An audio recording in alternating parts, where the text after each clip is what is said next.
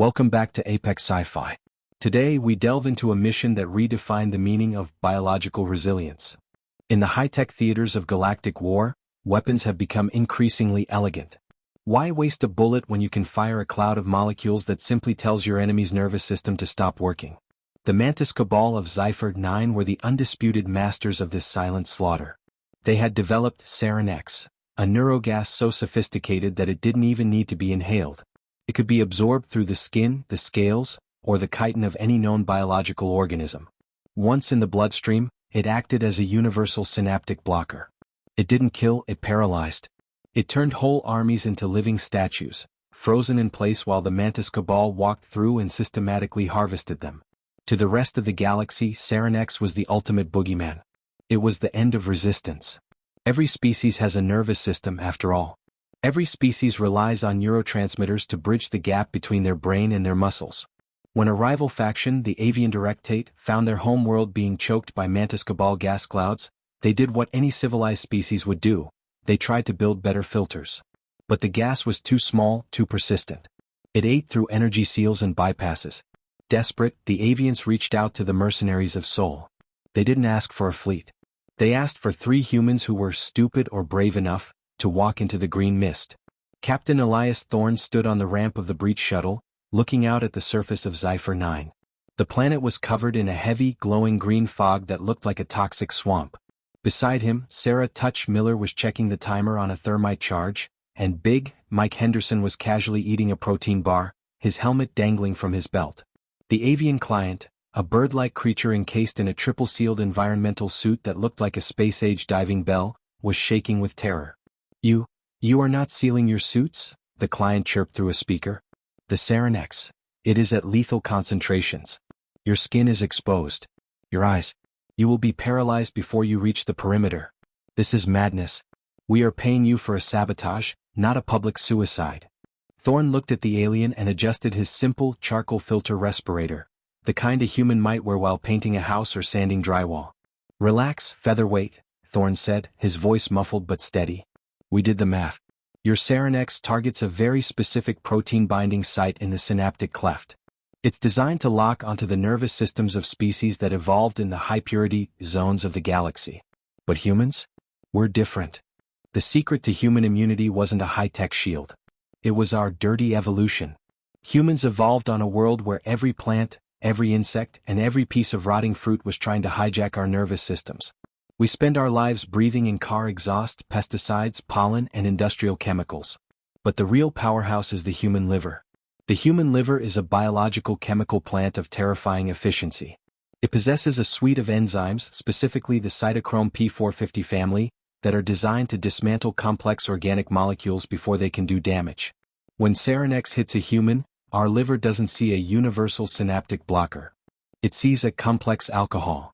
It identifies the toxin, breaks the molecular bonds, and flushes it out of the system before the concentration can ever reach the brain. For a human, the lethal gas of the Mantis-Cabal doesn't cause paralysis. It causes a slight metallic taste in the mouth and a very, very bad smell. "It smells like a dumpster fire in a cabbage patch," Mike Henderson grumbled as the airlock opened. "Seriously, Thorne, I'm charging a stink bonus for this one." The 3 humans stepped out into the green fog. To the avian client watching from the shuttle's cameras, it was a miracle. The humans walked through the mist with a casual, rhythmic stride. They didn't stagger. They didn't freeze. They didn't even cough. They marched straight toward the Mantis-Cabal gas factory, a massive, obsidian structure that was venting thousands of tons of the green fog every hour. The perimeter guards, 4-armed insectoids in sleek, non-metallic armor, didn't even have their weapons raised. They were standing in the middle of the fog, confident in their invincibility. Why bother with a shield when the air itself is your armor? As the humans approached the main gate, one of the Mantis guards turned his head. His glowing yellow eyes widened behind his visor. He raised his clawed hand, pointing at the bipeds walking through his lethal garden. He tried to speak, but the shock was too much. He fired a pulse pistol, the red bolt sizzling through the green air. Thorne didn't take cover. He leaned his head an inch to the left, letting the bolt pass by, and kept walking. "They're confused, boys," Thorne said over the comms. "They think we're ghosts. Let's show them we're very, very solid." Mike Henderson didn't bother with a gun.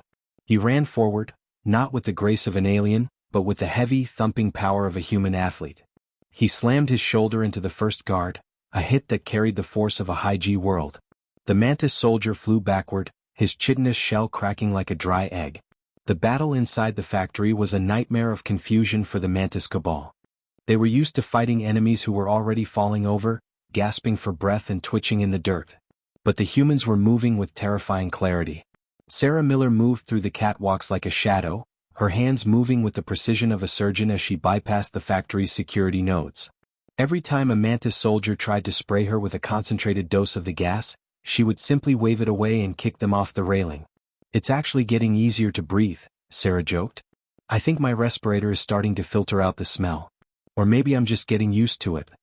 The Mantis-Cabal commander, a hulking beast named Vrek, confronted them in the central processing chamber. He was standing next to the primary gas vat, his armor glowing with a specialized field that kept the concentration of Sarinex around him at nearly 100%. "You are impossible," Vrek hissed through his translator. "This gas has silenced the voices of 1,000 worlds. It is the breath of the void. How do you stand? How do you breathe?"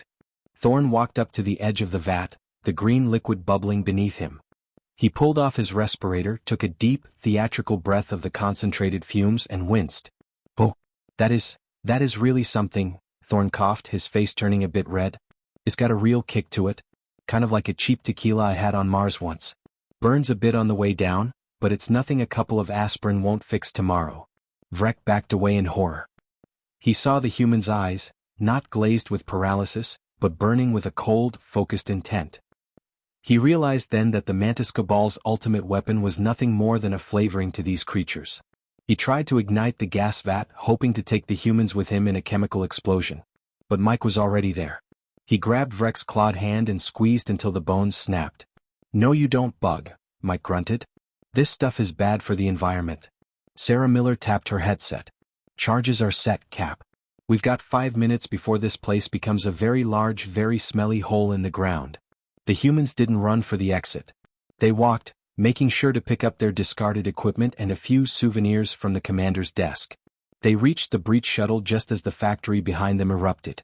The explosion didn't just destroy the building, it ignited the massive reservoirs of Sarinex, creating a towering plume of orange fire that burned the green mist out of the atmosphere. The clean war was over, replaced by the messy, fiery reality of human sabotage. Back on the shuttle, the avian client was prostrate on the floor, looking at the humans as if they were gods. "You are immune," he whispered. "The ultimate weapon, it did nothing to you." Thorn sat down and started cleaning his boots. "It didn't do nothing, pal.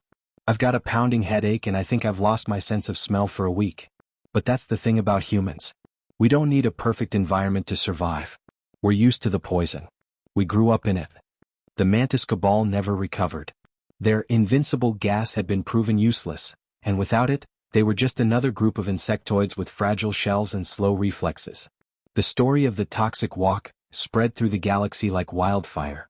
The Galactic Council's new entry on human biochemistry was categorized under biological extremes. Advisory: do not attempt to utilize chemical or neurobiological agents against human forces. Their metabolic systems are evolved for high-toxicity environments and possess a redundant detoxification capability centered in their liver and a highly selective blood-brain barrier. Weapons that induce paralysis or synaptic failure in standard life forms will often result in only minor irritation or increased aggression in humans. If you wish to stop a human, use a physical barrier. Chemicals are merely a suggestion to them. Humanity had proven the ultimate mercenary HFY truth. The galaxy is full of perfect weapons, but there is no such thing as a perfect enemy. We are the survivors of the mud, the smoke, and the smog. And if you try to poison us, we'll just complain about the smell while we burn your house down. This has been Apex Sci-Fi. Take a deep breath. We did. If you enjoyed this toxic victory of the mercenaries of Soul, hit that like button. Comment below, what is the worst smell you've ever encountered and did it make you want to fight someone? Subscribe for the next contract, the Hyperspace Hitchhikers.